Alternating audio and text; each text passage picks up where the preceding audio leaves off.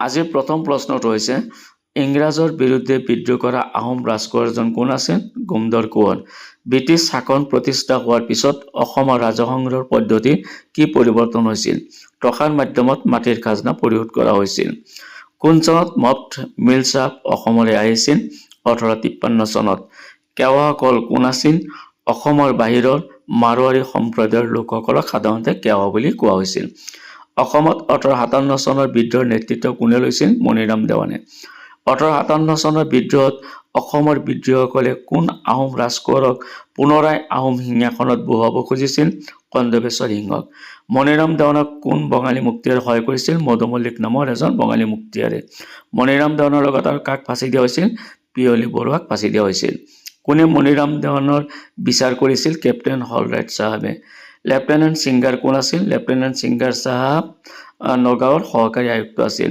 ফুলগুৰিৰ দাবা কেতিয়া সংঘটিত হৈছিল? 1861 চনত। ৰঙিয়াৰ কৃষক বিদ্ৰোহ কেতিয়া সংঘটিত হৈছিল? 1893 চনত। লছিমা ক'ত? সৰুক্ষেত্ৰী মৌজাত। লছিমাৰ কৃষক বিদ্ৰোহ কেতিয়া সংঘটিত হৈছিল?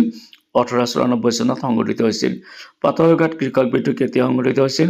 1894 চনত।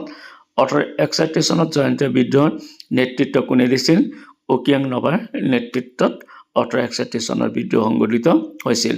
1881 চনত উত্তৰ কাছাৰৰ জনজাতীয় বিদ্ৰোহৰ নেতৃত্ব কোনে লৈছিল? শম্ভুধন ফংলোছৰ নেতৃত্বত।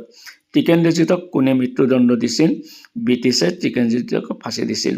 JBW কুইণ্টনক কোন চনত হত্যা কৰা হৈছিল? 1891 চনত। অসমত জাক প্ৰথা কিমান চনত বিলুপ্তি ঘটোৱা হৈছিল? 1843 চনত। মণিৰাম দেৱানক কিমান চনত ফাঁচি দিয়া হৈছিল? 1858 চনত 26 ফেব্ৰুৱাৰীত। ফুলগুৰি দাবাত কৃষক বিদ্ৰোহ সংঘটিত হোৱাৰ সময়ত নগাঁও জিলাৰ উপায়ুক্ত কোন আছিল? Lieutenant Herbert স্কন্স। 1861-69 চনত 68-69 চনত মাটিৰ খাজনা শতকৰা কিমান শতাংশ বৃদ্ধি কৰিছিল? 25ৰ পৰা 50% বৃদ্ধি কৰিছিল। অসমৰ চিফ কমিছনাৰ ৱাৰ্ডে 1892 চনত কিমান শতাংশ খাজনা বৃদ্ধি কৰিছিল? 1% খাজনা বৃদ্ধি কৰিছিল।